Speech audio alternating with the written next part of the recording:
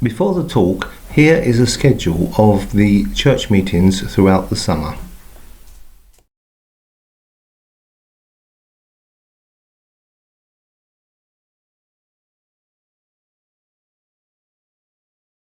The message I want to bring, I said beforehand, a God incident as opposed to a coincident. We had a meeting, the family meeting in church, fish and chip supper, and some of the things that were spoken about is what can we do? What is our future? And what was very high on the agenda at that meeting from people like Sue and Colin and from Shami was they want to serve the community in some way. And there were all sorts of ideas, the pop-up shops, food banks, we have done night shelter and soup kitchen, and things like that. Nothing definite was formed. Phil went away to a meeting to talk about pop-up shops. And the best we got, and this is not insignificant, was we could help Simon and Nick, who run the pop-up shop at St Matthew's.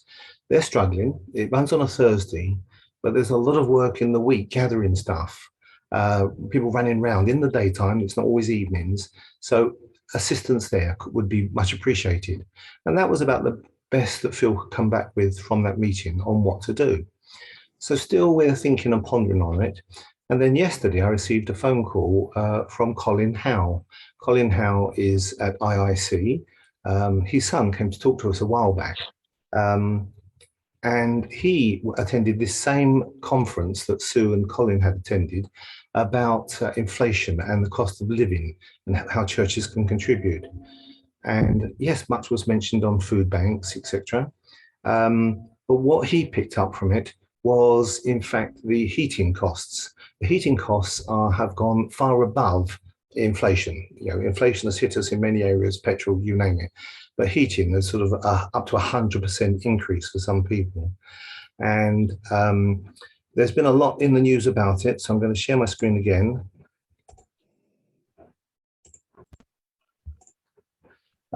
You may or may not know of Martin Lewis. He's a journalist and the money-saving expert. He's on BBC, independent channels, and writes in the press. And he made this statement. Martin Lewis forecasts civil unrest because of the energy crisis. Mr. Lewis told the Sunday Telegraph, we need to keep people fed, but we need to keep them warm. If we get this wrong, then we reach the point where we risk civil unrest.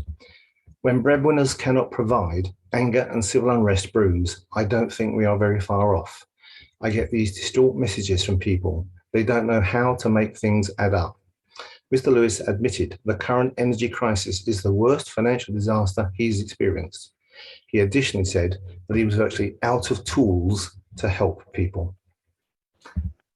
Martin Lewis has made a harrowing suggestion that warm banks may be needed this winter as energy costs continue to soar. Speaking on Twitter, Mr. Lewis suggested that in areas where people cannot afford to pay their energy bills, these energy banks may need to be set up as we get into the colder months of the year. He said, I can't believe I'm writing this, but I wonder if this winter we'll need warm banks, the equivalent of food banks, where people who can't afford heating are invited to spend their days and evenings at no cost with heating. Examples are libraries and public buildings. And of course, a further example is Christian organizations and church buildings. We've all heard the expression where people struggling on their budgets have to choose between eat or heat.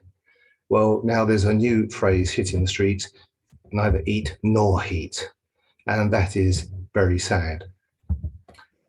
So Colin contacted me yesterday, just out of the blue. I know Colin from way back. We did the soup kitchen with him and night shelter up to 17, 18 years ago. He went to the same meeting as Sue and Colin Smith, was inspired by what he heard. But when he heard Martin Lewis's statement, he was touched. He realized this was a message from the Lord on what to do. And he wants to set up a heat bank locally. He wants to get churches to come together to contribute. He's proposing that the building adjacent to IIC Church, they have a manse next door, large one. In there, they prepare the soup for the soup kitchen. They have ESOL, other training courses. It's an admirably sized place where you could bring people together in a warm environment. I'll leave the contact details for Colin up because then they're on the video for future reference. But you saw the Help is Here website has been created nationally, and Network Suffolk is running a version of it. And you can see here how you can link into it. It says, we are working together to serve our communities, the churches and Christian charities of your local area. Our aim is to enable you to find the help you need quickly. Select the item above which matches your need best. And if you cannot read them, those buttons are things like refugee, hunger, crisis, abuse, slavery, benefits, family, etc. And at the bottom, you may see that Hope Church is already a member of that organisation within the Help is Here website. What Colin wants to do is to add IIC to that as a heat bank with helpers, and he's knocked on our door and said, can we contribute? And the very fact that he did that yesterday afternoon, purely because I was the only phone number in his book that he could remember from IIC, he had Rod, but thought that was inappropriate, is why I think this is a God chat, should we say. Right, someone's just brought a chat up. Oh, Michael, I'm glad you find it inspirational, because that's exactly what Colin found. They had inspiration. They've had a meeting already, and I'll cover those inspirations in a bit. That's when we get a bit biblical. So the idea is to open buildings from 4 to 9 p.m. to invite referred families in crisis to a warm building. There should also be initiatives to address those needing daytime support. So Colin is only aiming for the evening. Organisations like the Citizens Advice Bureau, Family First, CAP and the Council, among others, can make referrals. Winter warmers or warm banks, relatively small buildings that are cheap to heat, that become a safe space. But we need a few volunteers to open up, welcome, encourage, befriend and close up. And that's where he's reaching out. They may have the building, they may have the resource, but they will need people to help with them. The aim is to help people move from crisis to coping. The place is a location that expert advisors and guides could use collaboratively. Examples include the CAB, TCAS, CAP, health outreach, cooking skills and accessing money-saving experts. However, the importance of befrienders cannot be overemphasized. As Christians, we understand befriending is as important as to wrap them in a blanket. I envisage small groups of churches coming together in a location to create adequate resource, initially on a pilot basis, and if the demand grows, God will provide. More churches or buildings, grant funding, volunteers, seeing it working. And if we have faith in God, that is true. The inspiration comes from Luke, the Good Samaritan. We all know that story, but let's just go through it a bit. If you remember, we had a visitor come to our building and he dwelled just on that first verse within the chapter. Jesus is talking with a man of the law and he's being tested, and he asks the man and he replies, love the Lord your God with all your heart and with all your soul and with all your strength and with all your mind, and love your neighbor as yourself. You have answered correctly, Jesus replied. Do this and you will live. But he, the man, wanted to justify himself. So he asked Jesus, and who is my neighbor? In reply, Jesus said, a man was going down from Jerusalem to Jericho when he was attacked by robbers. They stripped him of his clothes, beat him and went away, leaving him half dead. A priest happened to be going down the same road, and when he saw the man, he passed by on the other side. So too a Levite, when he came to the place and saw him, passed by on the other side. But a Samaritan, as he traveled, came where the man was, and when he saw him, he took pity on him. He went to him and bandaged his wounds, pouring on oil and wine. Then he put the man on his own donkey, brought him to an inn, and took care of him. The next day he took out 2 denarii and gave them to the innkeeper. Look after him, he said, and when I return, I will reimburse you for any extra expense you may have. Which of these 3 do you think was a neighbor to the man who fell into the hands of the robbers? The expert in the law replied, well, the one who had mercy on him. And Jesus told him, go and do likewise. Now, the whole essence of that parable is that final statement, go and do likewise. And this is the inspiration behind Colin and the people with whom he's working to try and create this environment, the warm bank. In that parable, the Samaritan was the least likely to help. Of the ones who were most likely, they walked on by. And they see this as the institutions, the organization, the government to some extent. It was the individual least likely who actually turned and helped the man. But he didn't just help him on the spot with his wounds.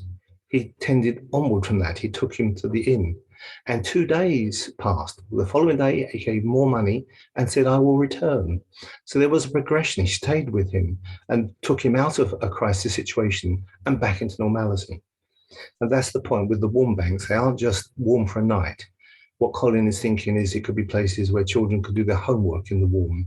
It's where people might learn money management. They might learn to cook. There was that MP that said that people don't know how to cook, and he was talking about making a meal for 30p a time, and he was belittled for it. But there is some truth in what he says. If people could learn to use lower cost produce, perhaps in the market, a slow cooker, microwave for boiling a cup of tea instead of a kettle, they can learn to make their money go better, and more importantly, their energy. And these are the sort of things Colin would like to see at these centres, not just a room in which you are warm. Of course, maybe some do just want to be warm and watch the TV. That's fine. It may be that can be possible as well. Acts 2:40 was one of the other passages, the fellowship of the believers. They devoted themselves to the apostles' teaching and to fellowship, to the breaking of bread and to prayer. Everyone was filled with awe at the many wonders and signs performed by the apostles.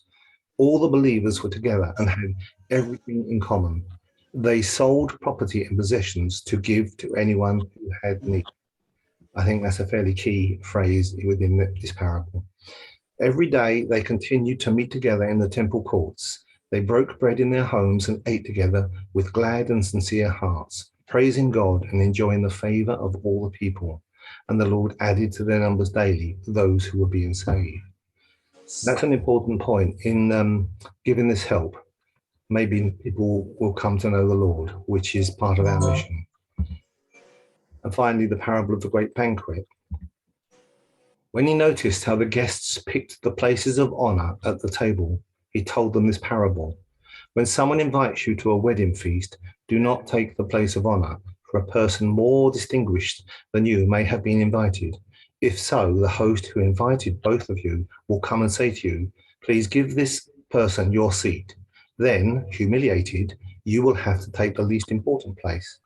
But when you are invited, take the lowest place, so that when your host comes, he will say, friend, move up to a better place. Then you will be honored in the presence of all the other guests. For all those who exalt themselves will be humbled, and those who humble themselves will be exalted. So there's a lesson for us all from that parable. But it goes on. Then Jesus said to his host, when you give a luncheon or dinner, do not invite your friends, your brothers or sisters, your relatives or your rich neighbors. If you do, they may invite you back, and so you will be repaid. But when you give a banquet, invite the poor, the crippled, the lame, the blind, and you will be pleased. Although they cannot repay you, you will be repaid at the resurrection of the righteous. Again, that key phrase sums it up. So you could see these are the inspiration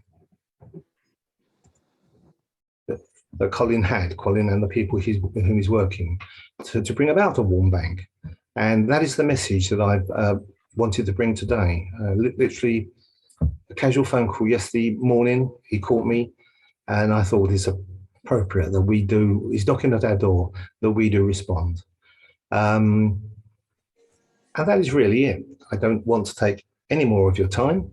So to finish, we'll play a song appropriate for the message that I brought today.